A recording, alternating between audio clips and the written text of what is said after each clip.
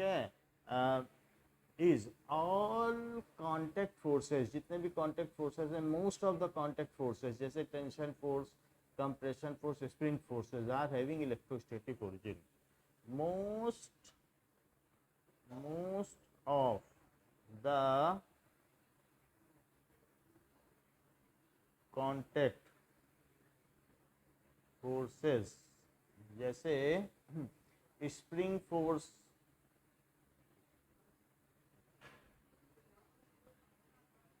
और टेंशन और compression force are of electrostatic origin. और यहां तक कि फ्रिक्शन भी है, electrostatic origin.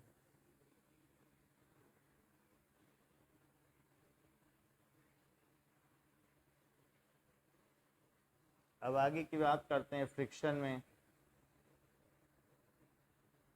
A kind of force which opposes the relative motion between the two objects in contact. Repeat करो। A kind of force which opposes the relative motion between two objects in contact. सही है। Which opposes relative motion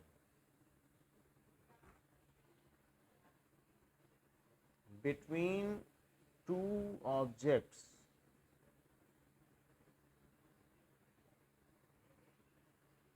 in contact।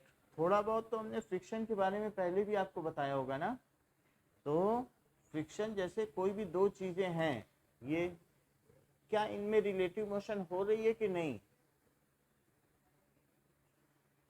बताओ। अच्छा, अब हो रही है तो अब फ्रिक्शन लगेगा।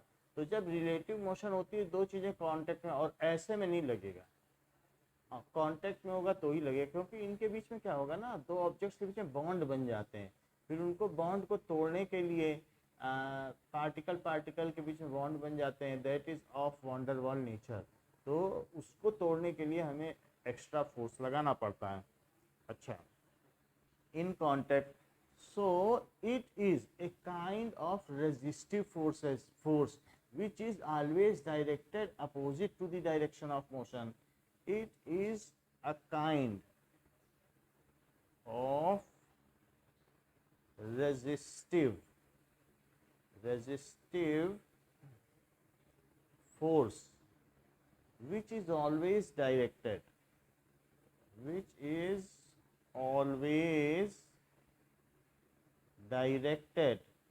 opposite to relative motion। या ये कह सकते हो कि opposes the relative motion,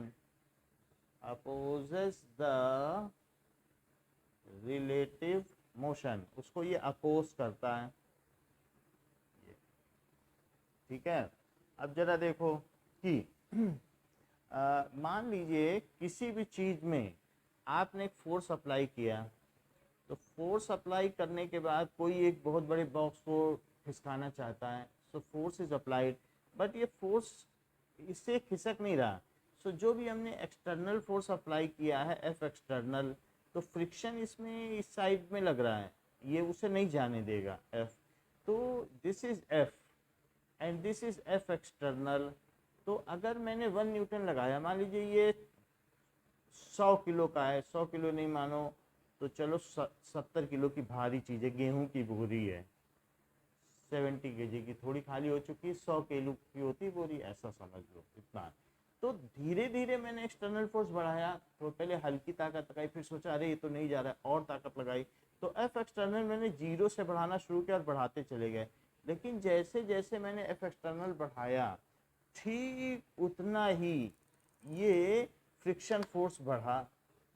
देखो, जब मैंने एफ एक्सटर्नल कितना रखा, जब मैंने एफ एक्सटर्नल रखा, ये बीच में जाएगा, बिल्कुल एग्जैक्ट बीच में, तो ये 45 डिग्री। जैसे ये, तो एफ एक्सटर्नल और फ्रिक्शन फोर्स ये अपोजिट होंगे, लेकिन जब मैंने जीरो रखा तो ये भी जीरो था, क्योंकि ऐसा तो नहीं हो सकता कि हम फोर्स न लगाएं और ये फ्रिक्शन अपोजिट हो, तब तो नेट एफ नेट कितना हो जाएगा बताओ? एफ नेट ना हाँ तब निगेटिव हो जाएगा, लेकिन अभी तो जीरो है इस केस में, बोलो। और अगर आप 1 न्यूटन लगाओगे तो फ्रिक्शन फोर्स कितना लगेगा? 1 न्यूटन। तो फिर ये फिर जीरो हो जाएगा, ये बॉडी नहीं चल रही। मान लीजिए आपने और बढ़ाया, 2 न्यूटन लगाया और ये भी 2 न्यूटन लगा, तो भी ये जीरो ही रहा, क्योंकि अपोज कर रहा है। क्योंकि एफ नेट क्या है? जो एफ नेट है वो एफ एक्सटर्नल आई कैप और प्लस एफ माइनस आई कैप। तो वास्तव में दोनों मैग्नीट्यूड में तो इक्वल हैं, बट डायरेक्शन में अपोजिट हैं। तो ऐसे केस में क्या होता जा रहा है? वो जीरो होते जा रहे हैं। फिर आपने 3 भी लगाया तो भी जीरो हो गया, क्योंकि दोनों अपोजिट हैं। फिर आपने 3.5 न्यूटन लगाया तो भी ये 3.5 न्यूटन रहा, फिर जीरो है। फिर आपने 3.8 न्यूटन तक लगा दिया, तब भी ये 3.8 न्यूटन है, फिर भी जीरो है। और एक ऐसा केस है, धीरे धीरे आप बढ़ा रहे हैं, 4 लगाने पर भी ये 4 हो गया और जीरो है। अब जैसे 4.1 लगाया तो 4.1 लगाने पर 1 2 3 4 इसकी मैक्सिमम लिमिट थी। उतना जो फोर्स लगाया है that is sufficient to break its bond. तो उसने इसके बॉन्ड को तोड़ दिया, और आफ्टर दैट अब friction force ceases to increase. Friction force अब नहीं बढ़ेगा, क्योंकि दैट इज सफिशिएंट। और इसके बाद आप इसे चला सकती हैं, friction force ceases to increase and body moves. अच्छा ये देखो कि फिर नहीं बढ़ा, तो 4.1 लगाया तो ये 4 ही रहा, और बॉडी कितने नेट फोर्स से चल पड़ी बताओ? 0.1 का नेट फोर्स लगा कि नहीं? लेकिन तभी जब ये चलने लगी तो सडनली ये जो फ्रिक्शन फोर्स है डाउन हो गया। क्यों? क्योंकि एक बार अगर चलती हुई मेज को खिसकाओ तो वो ज्यादा आसान है कि रुकी हुई मेज को खिसकाना ज्यादा आसान है? बताओ बताओ। चलती तो होता क्या है, जब एक बार आपने बॉन्ड तोड़ लिए, you manage to break the bonds, in that case you continue to move the body with lesser effort। तो आप उसे आगे बढ़ा सकती हैं। तो ये चीज होती है, ये गिर गई, ये वाला फोर्स कम हो गया। आपने एक्सटर्नल लगाया तो एक स्थिति के बाद ये गिर गया, और फिर वो काइनेटिक फ्रिक्शन के तौर पर चलने लगा, दैट इज काइनेटिक फ्रिक्शन। फिर बढ़ना या घटना नहीं हुआ। तो ये है एफ स्टैटिक फ्रिक्शन। और एफ स्टैटिक फ्रिक्शन क्या एफ एस मैक्स तक पहुंचा? बताओ ये कितनी वैल्यू है? F S max. और जब मैक्स, उससे ज्यादा नहीं जा सकता, क्योंकि वो बॉन्ड को तोड़ने के लिए पर्याप्त है, it is sufficient to break the bond. And after that body starts moving if you further increase, क्योंकि ये तो बढ़ रहा है ना, अब तो ये फोर्स बढ़ाती चली जा रही है। तो बढ़ाती 5 भी लगाया, 6 भी लगाया, 7 भी लगाया। सो इसका मतलब क्या हुआ कि if we tend to move, मतलब if we apply force, so if we apply force, क्या करें? If we apply F external, ठीक है, to move a body object, then friction force Fs start acting opposite to applied force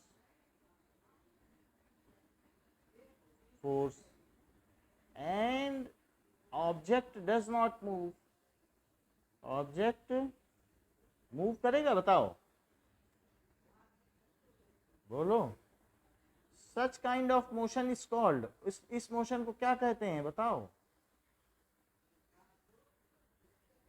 Mansi क्या बताया? Impending motion ना, क्या बताया?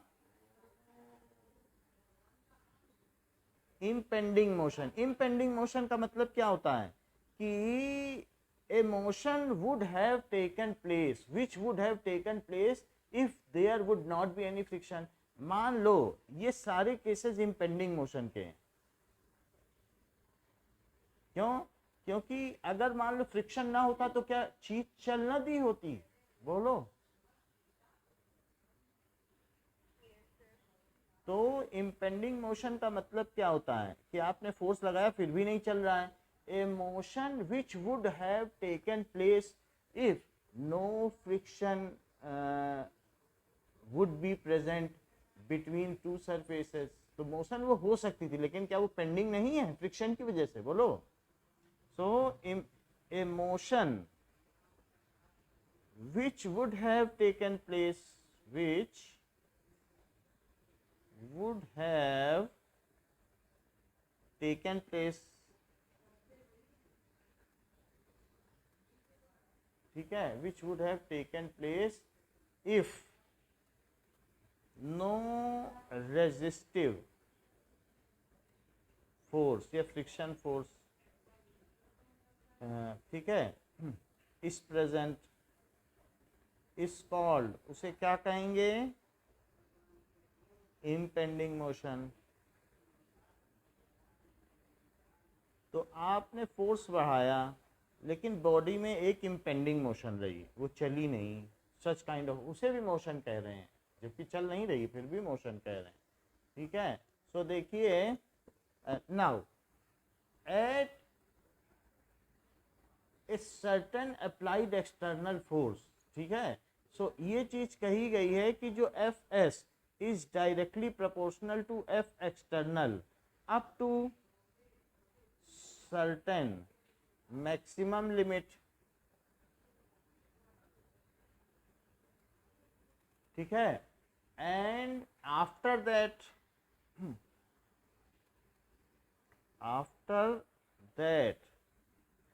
if a little bit more, if F external is applied increased further, if F external is increased further, और बढ़ाया जाता तो क्या होता बताओ? if F then body starts moving, then जो bonds होंगे between the surface in contact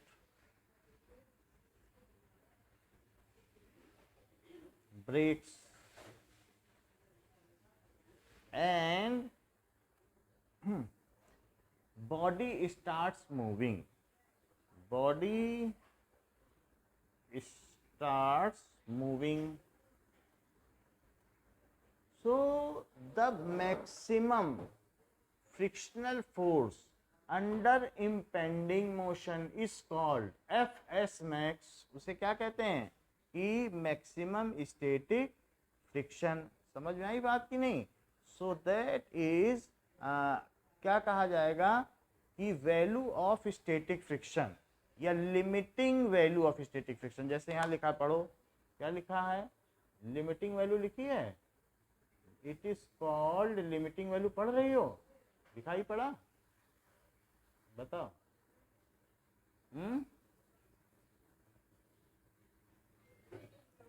नहीं दिखाई पड़ा? देखो बिल्कुल बीच में ही है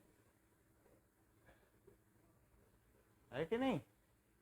limiting value of static friction F S max है लिखा कि नहीं? तो इस तरीके से body starts moving. So what does it mean by limiting value of static friction? किसे कहते हैं?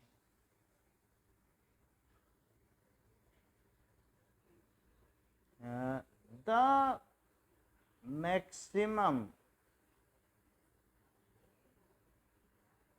value of static friction, value of static friction under impending motion, under impending motion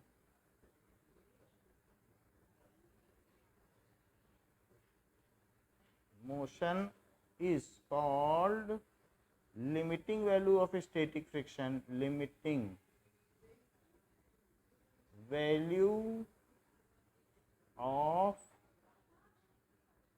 static friction. अच्छा, तो फिर आप ये कहेंगी एफ एस मैक्स, ये चीज़ हो गई। सो आप कहेंगे ये स्टैटिक फ्रिक्शन क्या है, ये तो आपने बता दिया limiting value of static friction, लेकिन स्टैटिक फ्रिक्शन क्या होता है? सो स्टैटिक फ्रिक्शन देखो,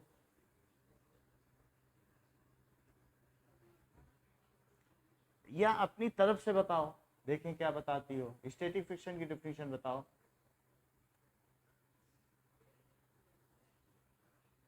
बताओ।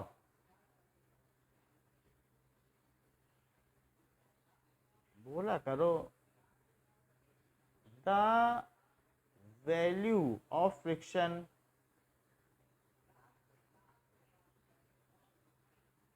ठीक है, जो भी वैल्यू ऑफ फ्रिक्शन है, दो वेरिएबल, ये बढ़ता जाएगा ना, दो वेरिएबल, और किसके किसके बीच वेरिएबल होगा बताओ? F S. इसकी मैक्सिमम वैल्यू कितनी होगी और मिनिमम 0 भी होगी, तो दो variable between this.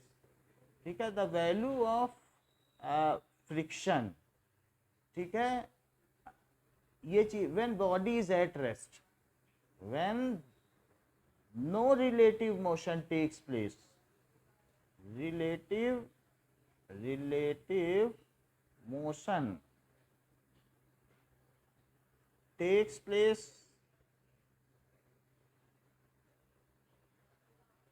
between two bodies in contact, between two bodies in contact under applied non-zero external force या under applied unbalanced force। बोलो बात सही है कि नहीं? जो चीज ना समझ में आए पूछ लो।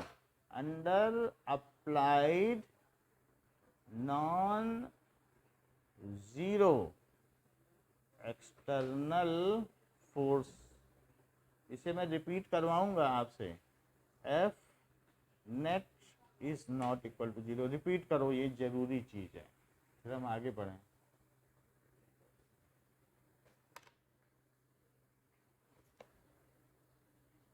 बोलिए।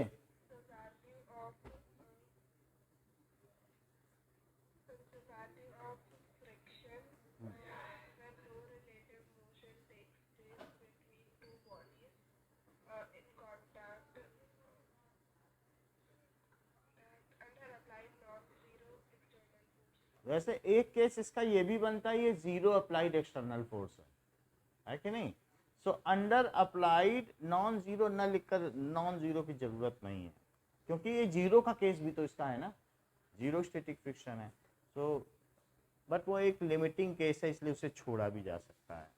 तो इतना लिख देने पे कोई खास वो फर्क नहीं पड़ेगा स्टैटिक फ्रिक्शन। बट आपकी जानकारी के लिए बता दिया कि इसको भी नोटिस करें। अब देखो काइनेटिक फ्रिक्शन क्या होता है, बताइए डेफिनेशन अपने मन से।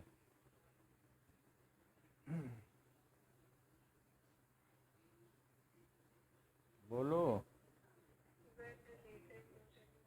हाँ, the value of friction that is F के when there is relative motion between two objects in contact, when there is relative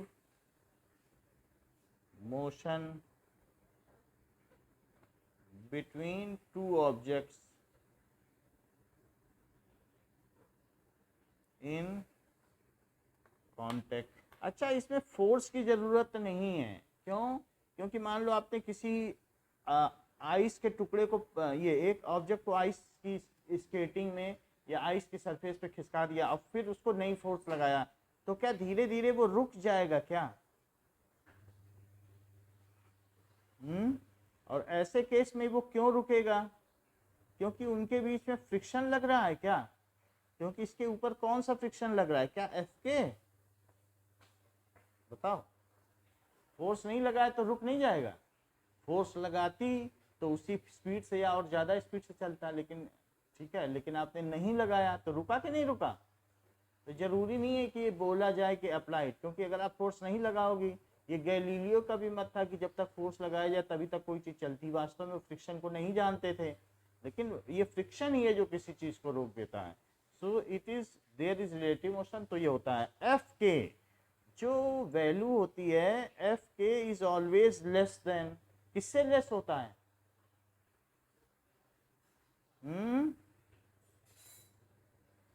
बोलो। F K is always less than F S max. अगर मैं ये बात करूं तो सीधी सी बात है, ये तो ये एफ एस है और ये वैल्यू कौन सी है? F S max. और इधर का क्या ग्राफ है?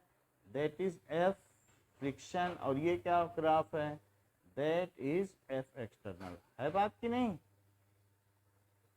बोलो, क्लियर हो गई बात आपको? बोलो। अच्छा, अब यहाँ तक हमने बात कर दी कि जो फ्रिक्शन फोर्स होता है इट डिपेंड्स, ये किस पे डिपेंड करता है? फ्रिक्शन फोर्स, इसके क्वेश्चन भी किए हमने आगे के, इसलिए आपको बहुत कुछ मालूम है इसके बारे में। So friction force of any kind, कोई भी काइंड का हो, चाहे एफ एस हो और एफ के हो, डिपेंड्स, किस पे डिपेंड करेगा? Depends on normal reaction and nature of surfaces in contact. Nature of surfaces in contact. जैसे इरेजर को ग्लास की मेज पे चलाओ, ग्लास टॉप होता है ना, तो बड़ी मुश्किल से इरेजर चलती है, और जबकि दूसरी चीज़ों को चलाओ, ग्लास को चलाओ, चल देगा। तो ये नेचर ऑफ सरफेस पे भी तो है कि नहीं? पेंसिल चलाओगे चल देगा ना कि ग्लास की मेज पे, बताइए, लेकिन इरेजर नहीं चलती है। सो जस्ट एक minute, and nature of surfaces in contact, इन दोनों चीज़ों पे डिपेंड करता है। क्या ये इस बात पर भी डिपेंड करता है कि जो दो ऑब्जेक्ट इन कांटेक्ट में हैं उनका सरफेस एरिया क्या है? मान लीजिए मैं एक चीज़ को ऐसे रख दूं और फिर उसी को पलट के रख दूं, तो बताओ किस केस में फ्रिक्शन फोर्स ज़्यादा होगा? इस केस में या इस केस में?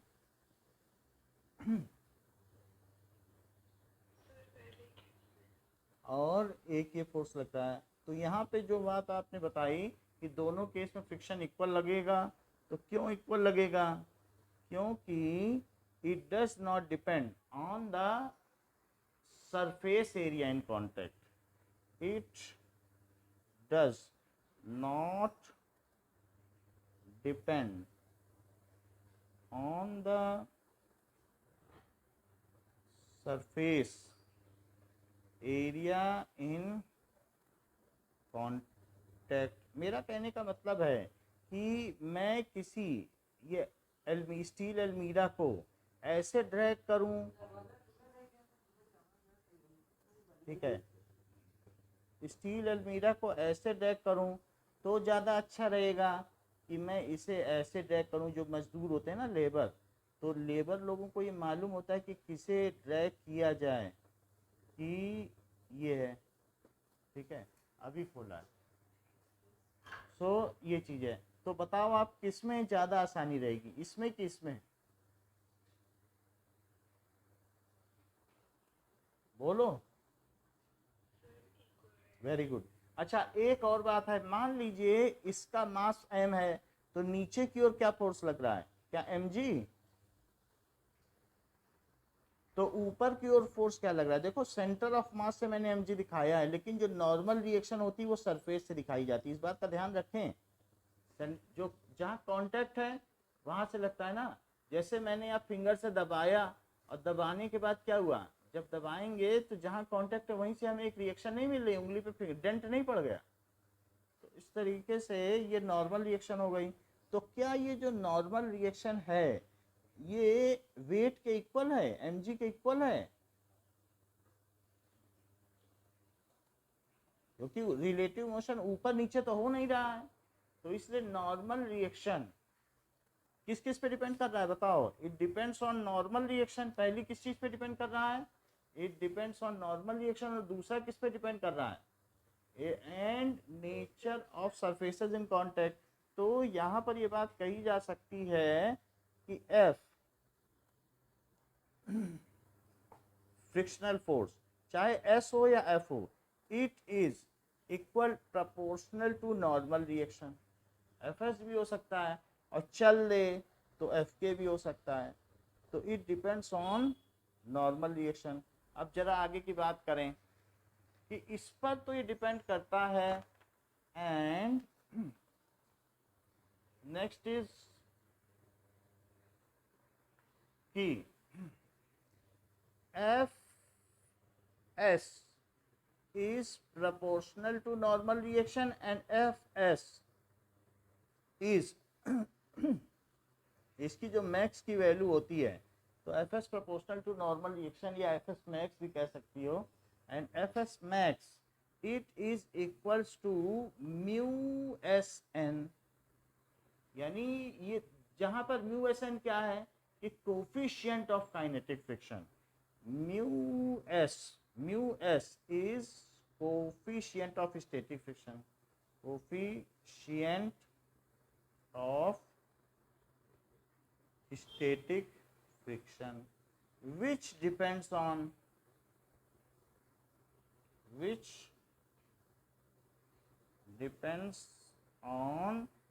nature of surfaces in contact, nature of surfaces in contact।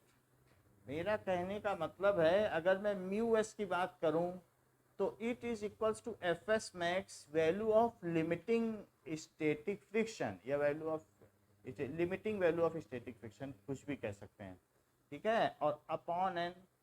तो अब इसको डिफाइन करें। Under unit normal reaction what ever is the value of limiting value of static friction is called coefficient of static. Unit normal reaction का क्या मतलब है?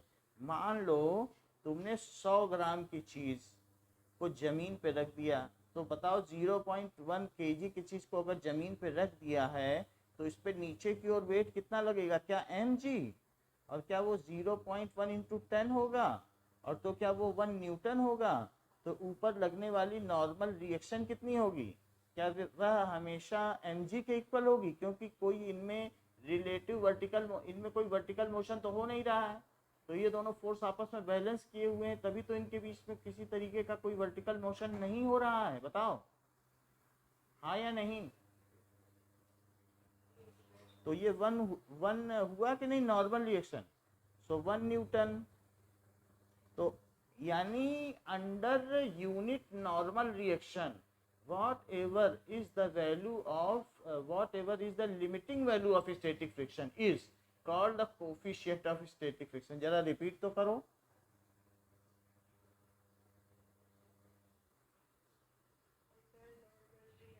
Normal reaction इसे 1 तो कर देती, तब तो इसके इक्वल करती। बोलो।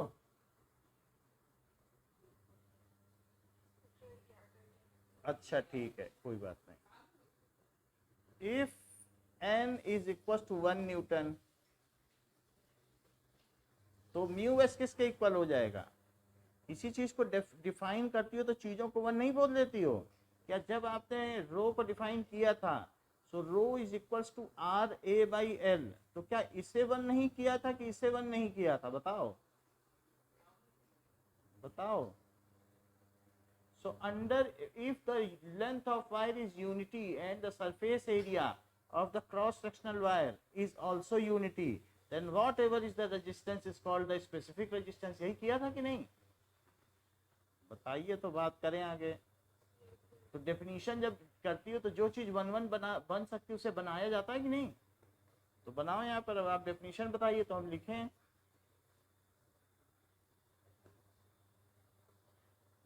बोलो। this normal reaction is हाँ unit T, then coefficient of static friction is equal to HSF.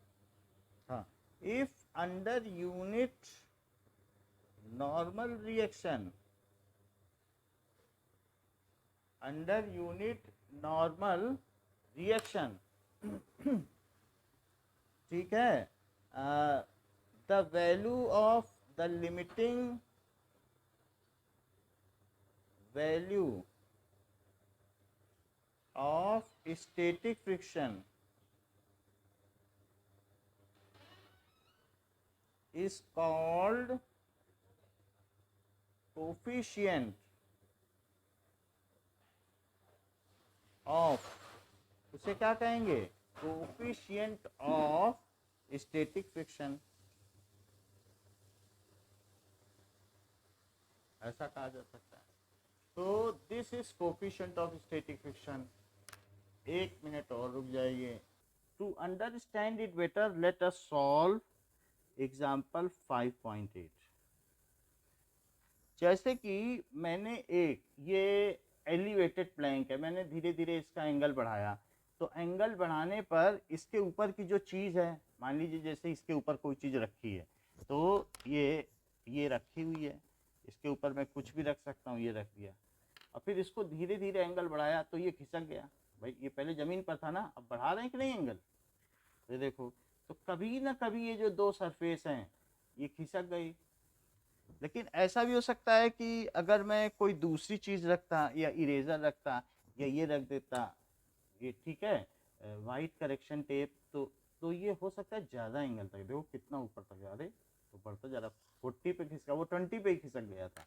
तो आपने देखा कि अगर नेचर ऑफ सरफेसेस अलग अलग हों तो उससे क्या होता है कि value of coefficient of static friction बदलती चली जाती है। तो इसी तरीके से इन्होंने बताया कि अगर मान लीजिए इस प्लैंक को, ये फ्री है, ये ना सोच लेना यार ये फिक्स्ड है, ये फिक्स्ड नहीं है, ये बिल्कुल फ्री है।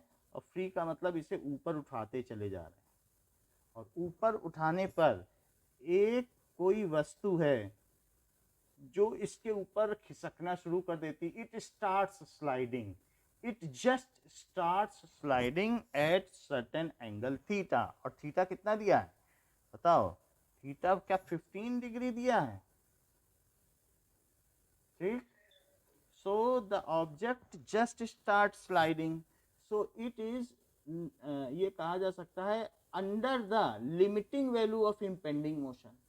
सो यानी ये इट जस्ट स्टार्ट स्लाइडिंग कहा जा सकता है at theta is equal to 15 degree, object just starts sliding.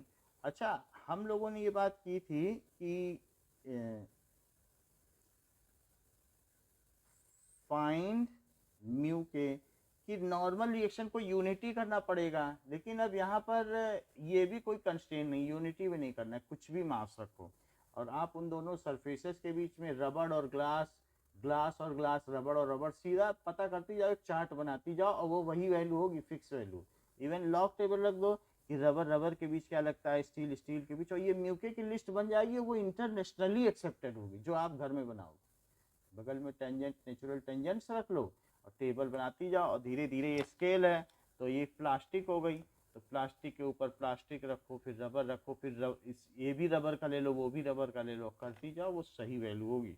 अब देखो, जब ये स्टार्ट करने लगता है मोशन, जस्ट इट स्टार्ट, तो इस पर कौन कौन से फोर्सेस लगेंगे, क्या नीचे की ओर mg लगेगा। और नॉर्मल रिएक्शन समझती हो क्या होती है, परपेंडिकुलर, क्योंकि रिएक्शन फोर्स क्या होता है, नॉर्मल का मतलब ही होता है perpendicular, which acts perpendicular to the two surfaces in contact. Normal reaction क्या होती है, normal reaction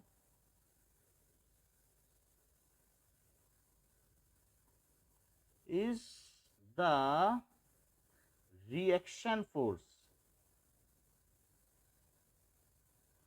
under applied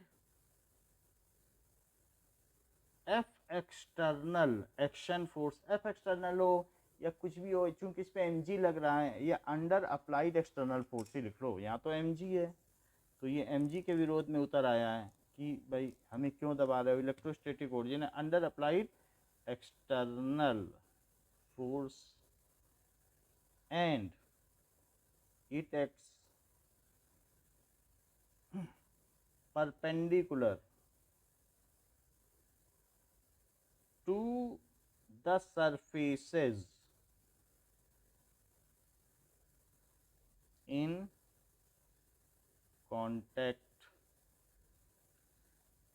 Its direction is opposite to action force, क्योंकि action and reaction forces क्या होते हैं, direction is opposite to action force. तो मान लीजिए ये यहाँ पर mg नीचे लग रहा है, अच्छा ये अगर मैं यहाँ पर mg का एक कंपोनेंट इधर की ओर करूँ तो कितना कंपोनेंट आएगा जरा सोचो, और अगर इधर करूँ mg के दो कंपोनेंट के लिए, इसको कहते हैं resolution of vector in two components, ठीक है, which are perpendicular to each other. तो एक हमने अलोंग द सरफेस ले लिया, एक परपेंडिकुलर टू द सरफेस ले लिया, हमने उसे रिजॉल्व कर लिया, और हमने अपनी एक्स एक्सिस को जो ऐसे थी वो घुमा लिया, एक्स एक्सिस अपनी रेफरेंस एक्सिस घुमाते जाओ, जो हमारे मतलब कि एक तरफ एक्स ले लो एक तरफ वाई ले लो, हमने घुमा दी, जैसे मर्जी वैसे घुमाओ स्पेस में या प्लेन में। अच्छा अब यहाँ पर ये थीटा है, तो क्या ये बता सकते हो कि ये एंगल कितना है, बताओ, एनी आइडिया कि बना दें, ठीक है। अच्छा ये थीटा, तो अब दिखने में समझ में आ रहा है, ये बताओ ये कितना एंगल है, क्योंकि इसे आगे बढ़ा लो तो ये भी थीटा, बोलो ये थीटा है, तो ये कितना है, ठीक है, ये कितना हुआ फिर, ये सही बताया 75 है। थोड़ी देर के लिए हम इसे थीटा ही लिखते हैं, बाद में 15 डालेंगे थोड़ा।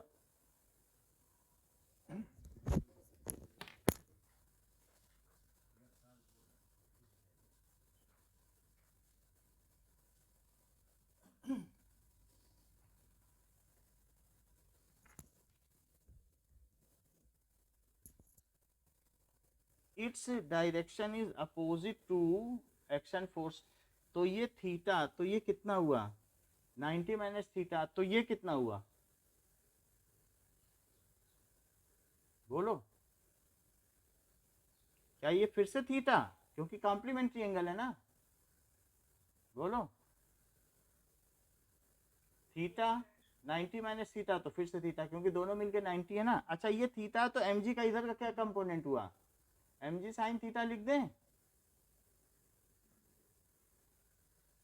बताइए, अच्छी बात है, और इधर क्या लिखोगी, चलो mg साइन थीटा। अब अगर ये चीज नीचे जा रही है तो, क्योंकि इसे mg साइन थीटा नीचे ले जा रहा है, वही इस पर अप्लाइड एक्सटर्नल फोर्स है, तो फ्रिक्शन किधर लगेगा, ऊपर या नीचे,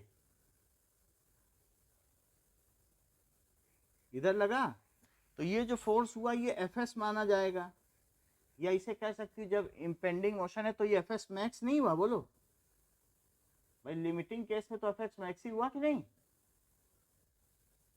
हाँ नहीं तो बोल दिया करो, पता चल जाए, समझ में आ गया। अच्छा नॉर्मल रिएक्शन ऊपर हो गई, तो ये इसको बैलेंस कर रही है, ये इसको बैलेंस कर रही है, इतनी बात सही है, और ऊपर से देख लो, मैं और दिखा देता हूँ, समझ में आई पूरी बात, कौन किसको बैलेंस कर रहा है। इसको हमने mg को रिजॉल्व कर लिया, mg का कोई भी फैक्टर इधर नहीं रहेगा कंपोनेंट, और इधर इधर अगर इन दोनों का कंपोनेंट निकालोगी Fs मैक्स और n का ऊपर की ओर, तो वो mg को भी बैलेंस करेगा, बट हमें उतनी ज़रूरत नहीं है करने की, हम अपनी जो फेवरेट प्लेन्स हैं उसी में ही वेक्टर रिजॉल्व करें, वो ज़्यादा ठीक रहेगा कि नहीं। तो अब देखो, तो मैं क्या mg साइन थीटा को किसके इक्वल लिख दूं,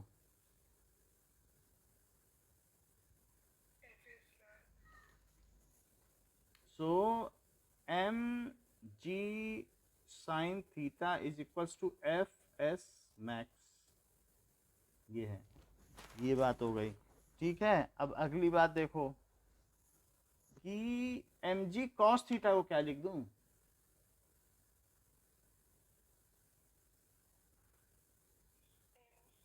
हाँ, mg cos थीटा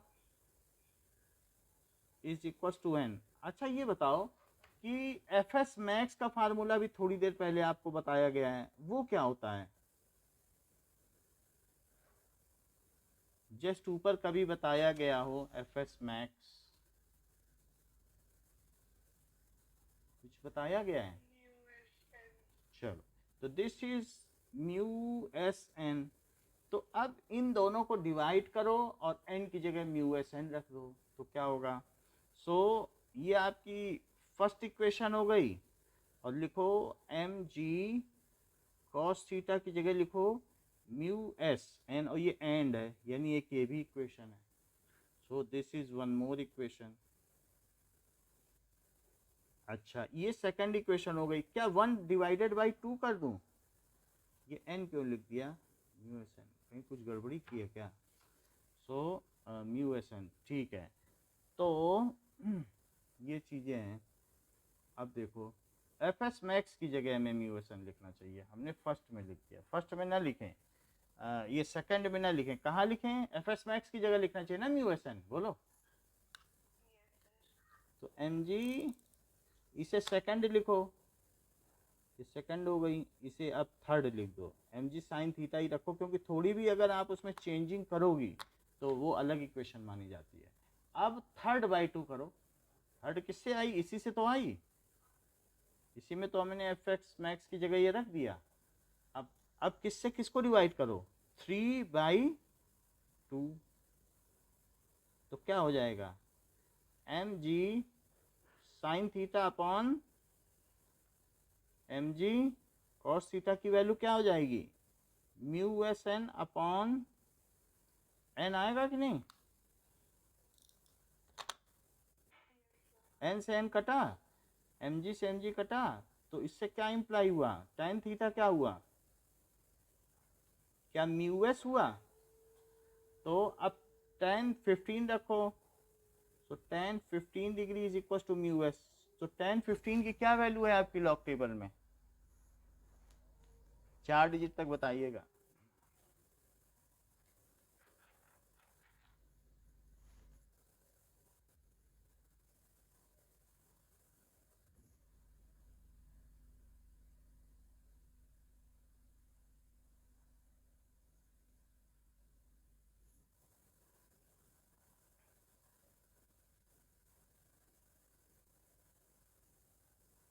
हाँ, 0.2679। तो mu S is equal to 0 point, और बुक में 2679 बता रही हूँ, ठीक है 2679। तो म्यू एस इज अप्रोक्सीमेटली 0.27। समझ में आ गई अब बात कैसे निकाला जाता है? बढ़े आगे काइनेटिक फ्रिक्शन के कोफिशिएंट पर। So coefficient of kinetic friction क्या होता है? जब चीज चल रही होती है, when object is under motion, ठीक है, then under applied unit normal reaction. So mu यानी एफ के क्या हुआ? एफ के होता है म्यू के एन, है बात की नहीं? चलती हुई चीज पर, चलती हुई चीज पर जो लगे तो उसे ये कह दो। So mu F K is mu K N. तो व्हेन ऑब्जेक्ट, सिर्फ इतना ही लिखना है, is in motion, then under applied या अंडर यूनिट नॉर्मल रिएक्शन, क्योंकि नॉर्मल रिएक्शन कभी अप्लाई नहीं की जाती, वो तो एक्ट होती है ना। जब एक्शन करोगे तो रिएक्शन होगी कि नहीं? नॉर्मल रिएक्शन कभी अप्लाई की जाती है? कोई चाहता है नॉर्मल रिएक्शन हो? ठीक है, under then under unit applied normal reaction. जैसे कभी भी आप पत्थर पर खड़े हो तो तुरंत इंस्टेंटली वो दबता नहीं, नॉर्मल रिएक्शन दे देता, लेकिन रेत की बालू पे नंगे पैर चलो तो कितना मजा आता है। रुई पे चलो क्योंकि, या सोफे पे बैठो क्योंकि वो थोड़ी देर में नॉर्मल रिएक्शन देता है, थोड़ा दबने के बाद। तो इसका मतलब है नॉर्मल रिएक्शन हम चाहते नहीं है। For our comfort normal reaction is not needed, though in case of machinery normal reaction is mandatory. But जो हम लोगों का कंफर्ट है, बॉडी चाहती है कि नॉर्मल रिएक्शन कम से कम मिले और सरफेस यील्ड करे, जब हम दबाएं तो दबती चली जाए। ऐसा होता है कि नहीं होता है? तो इस तरीके से अंडर यूनिट, फिर अप्लाइड मैंने लिख दिया, under unit normal reaction, reaction apply नहीं होती, वो तो एक्शन के खिलाफ होती है। Under unit normal reaction whatever is the value of, अब किसकी वैल्यू देखोगी, whatever is the value of kinetic friction is called coefficient of kinetic friction. Whatever is the value of kinetic friction is called coefficient of kinetic friction, that is mu k। जरा देखो तो कि यदि n की value 1 Newton हो, ठीक है, 1n भी लिख सकते हैं बट ऐसा लिख दिया क्योंकि ये भी n है, देन जो एफ के होगा वो किसके इक्वल होगा, म्यू के इंटू 1, क्योंकि ऊपर रख दिया इसी में एन। तो बताओ एफ के किसके इक्वल हो गया, क्या वो म्यू के इक्वल नहीं हो गया चलती हुई चीज पर? क्या आपको ऐसा लगता है कि जो म्यू के है वो म्यू एस से हमेशा कम होगा? बोलो। जो एफ एस मैक्स है, देखो एफ एस मैक्स हमेशा ज्यादा होता है एफ के से, बोलो। तो एफ एस मैक्स को मैंने क्या लिखा था, क्या म्यू एस एन लिखा था, और इसे क्या लिखा, बोलो।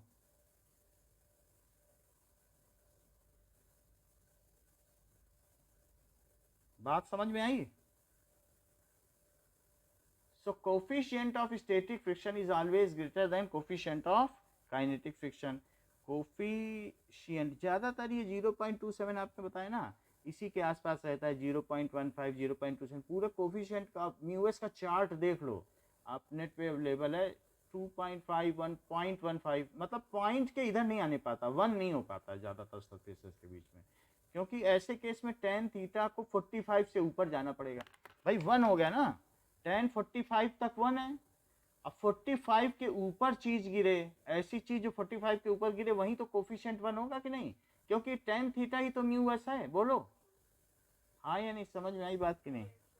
तो tan थीटा अगर 46 हो जाएगा तो आपके टेबल में फिर वो 1 के बियॉन्ड चले जाएगा, क्योंकि थीटा बढ़ने से tan थीटा बढ़ता है कि नहीं बढ़ता है, बोलो। तो 45 से कम में ये 1 से नीचे है, और जो चीज 45 से ऊपर उठाने पे गिरे तो समझ लो कि 1 से ऊपर है। तो 80 में गिरे ऐसी तो कोई चीज नहीं होगी ना, तो ज्यादातर 60 तक जा सकता है, कोई भी चीज 60 पे तो गिर ही जाएगी। तो आप ये समझ सकती हो 1.7 तक जाएगा ज्यादा ज्यादा, क्योंकि √3 कितना होता है, 1.732 होता है, बोलो। तो अब आप समझ लो कि ये ऐसे होता है। So coefficient of static friction is, coefficient of static friction is always greater than, इससे ज्यादा होगी, ग्रेटर देन, अच्छा, coefficient of kinetic friction, coefficient of kinetic friction. इतनी बात समझ में आ गई कि that both are equal, okay, ठीक है ना? नाउ अब आगे की बात करो कि मैं एक बार एग्जांपल 5.7 और करा दूं थोड़ा सा बेटर अंडरस्टैंडिंग के लिए। मैं दूसरी क्लास भी आपके यहाँ सुबह ही ले लूँगा, ठीक है, क्योंकि स्कूल खुल रहे हैं तो वहाँ पे हमें साफ सफाई करनी होगी।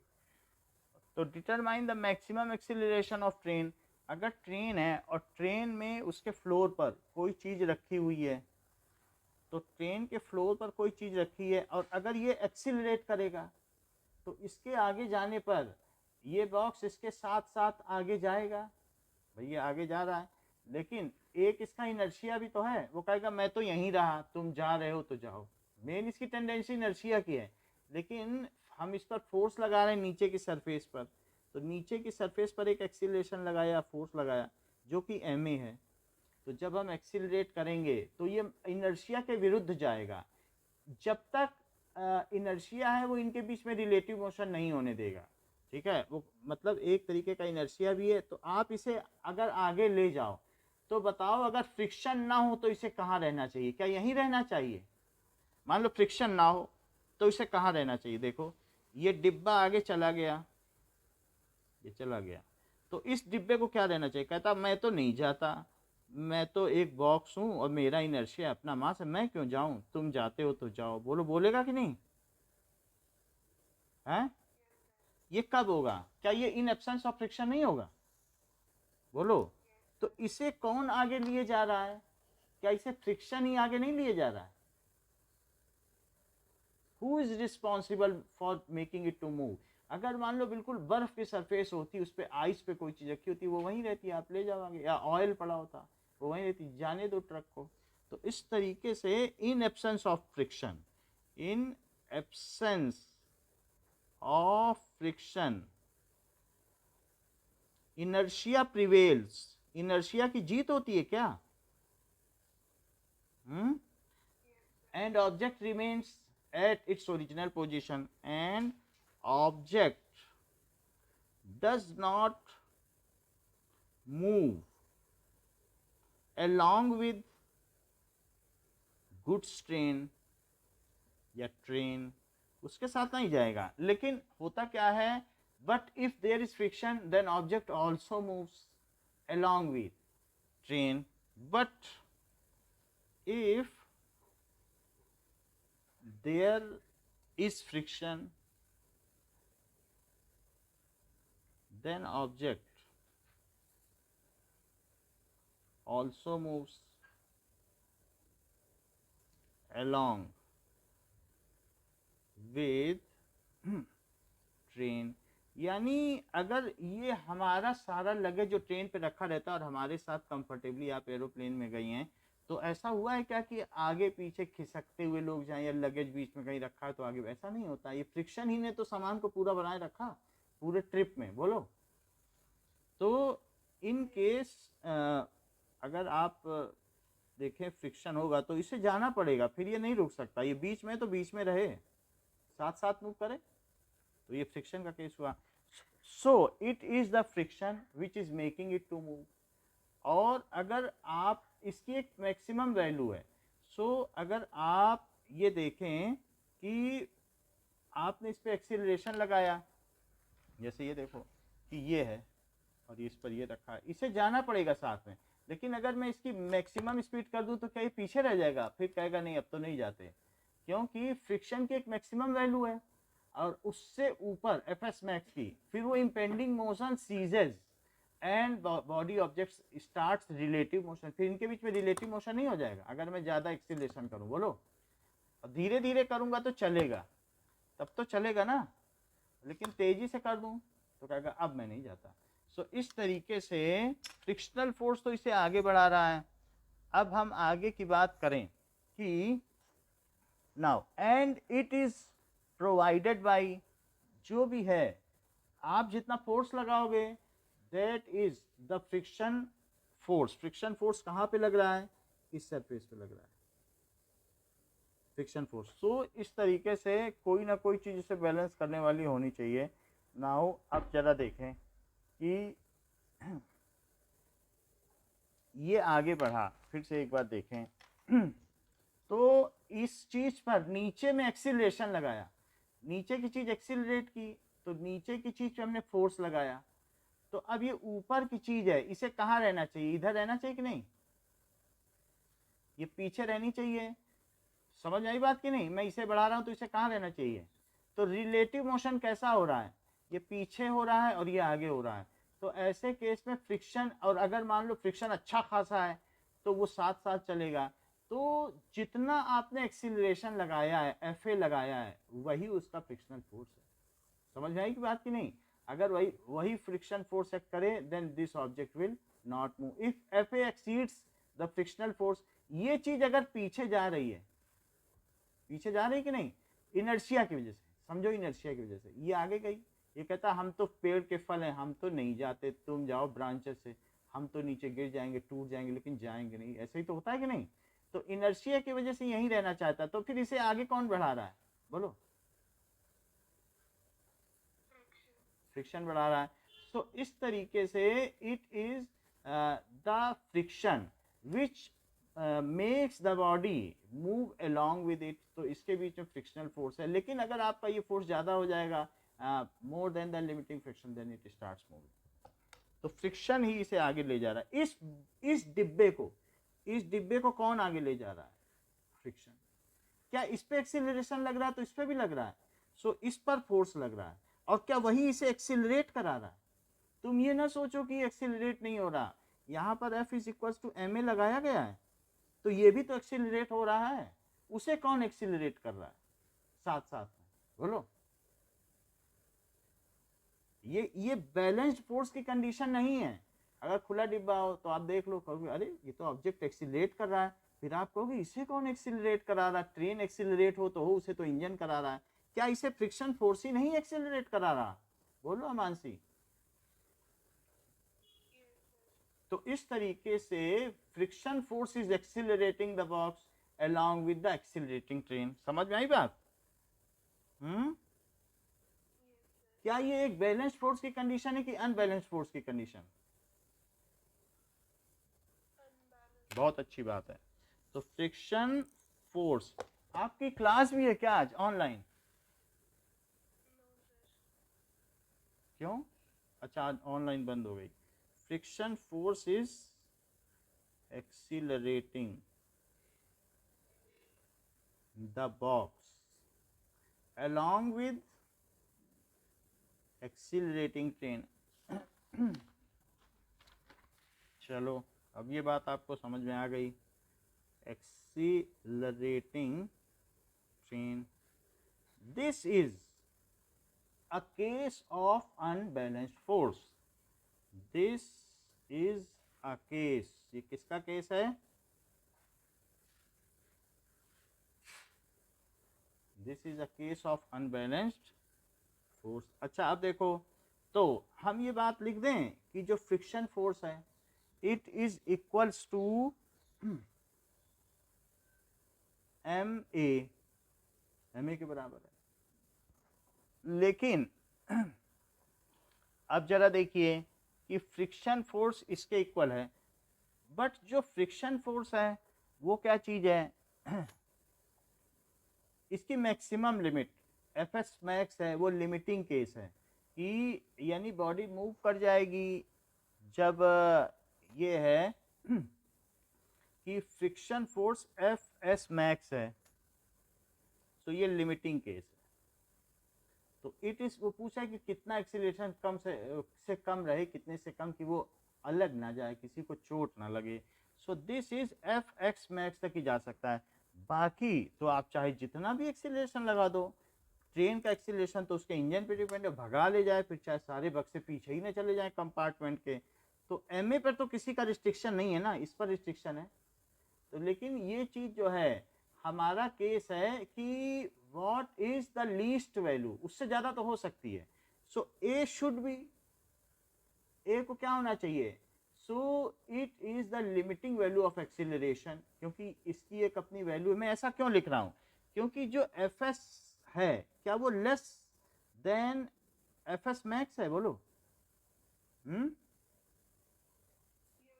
और Fs की जगह ही क्या मैं ma लिख रहा हूं, भाई Fs ma है, ये लिमिटिंग केस के लिए, तो ऐसे लिखना भी ठीक रहेगा। मैंने Fs को ma के इक्वल किया कि नहीं, बुक ने भी तो किया है, तो मैं इसे Fs मैक्स लिख दूं, ऐसे करना ज्यादा ठीक है। तो यानी a should be less the body not to move, इसे न लिखो, है बात कि नहीं, इसे पलट के लिखो कि अगर मान लो आप इसे स्टैटिक फ्रिक्शन की कंडीशन में रखना चाहें तो ये फेवरेबल है कि नहीं, ये यहां लिखा कि नहीं लिखा, बोलो। तो यानी ma की तरफ ये लगाओ, a शुड बी लेस, या एट मोस्ट इतना होना चाहिए, इससे ज़्यादा हो जाएगा तो खतरा है। अब जरा बात करो, एफ एस मैक्स का कोई फार्मूला है आपके पास? चलो म्यू एस एन, फिर एन का कोई फार्मूला है? हाँ, क्योंकि ये उस ऑब्जेक्ट में वास्तव में मैंने यहाँ पर एम लिख दिया, बट उस एम से कोई मतलब नहीं है। It is all with respect to this box, train का तो कोई मतलब नहीं है, it is all this which is making, ये इसी एम के लिए। समझ में आई बात कि नहीं? हर एक ऑब्जेक्ट के लिए जो भी है वो यही एम है, अपना अपना मास, अपना अपना नॉर्मल रिएक्शन। ओके, एक्सीलरेशन है इस ट्रेन का, लेकिन हर एक पे फोर्स क्या लगेगा? M A. अगर ये एक्सीलरेशन हो तो किसी भी ऑब्जेक्ट पर लगने वाला फोर्स क्या एम ए नहीं होता है कि वो दूसरे ऑब्जेक्ट को देख के अपना फोर्स तय करेगा? बोलो, एम फोर्स को अगर ए से एक्सीलरेट किया जाए तो उसका एक्सीलरेशन क्या होगा? तो फोर्स क्या होगा? एम ए नहीं होगा? तो ये चीज जो यहाँ लिखी जा रही है, आप ये भी कह सकती हैं कि वैसे तो इस सरफेस पे एक्ट कर रही है, बट यही इसका फ्रिक्शन फोर्स दे रही है। अब जरा देखो, इसे म्यू एस एम जी लिख दें, एम से एम कटा।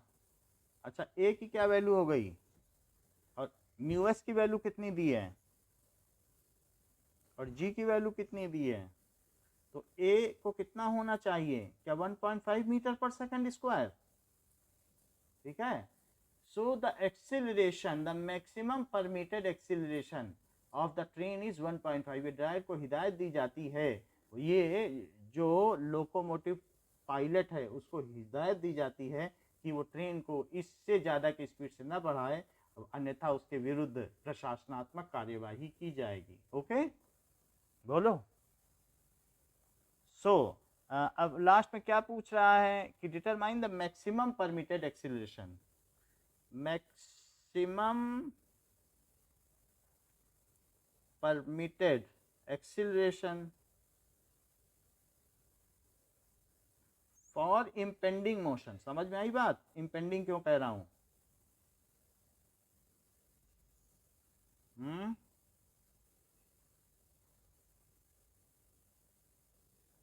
बताओ, चीज क्लियर हुई? बहुत अच्छी बात है। तो अभी हम लोग आगे का क्वेश्चन जो 5.9 है वो नेक्स्ट क्लास में करेंगे। इस क्लास के लिए इतना ही, थैंक यू। दूसरी क्लास के लिए मैं कॉल करूंगा। ओके।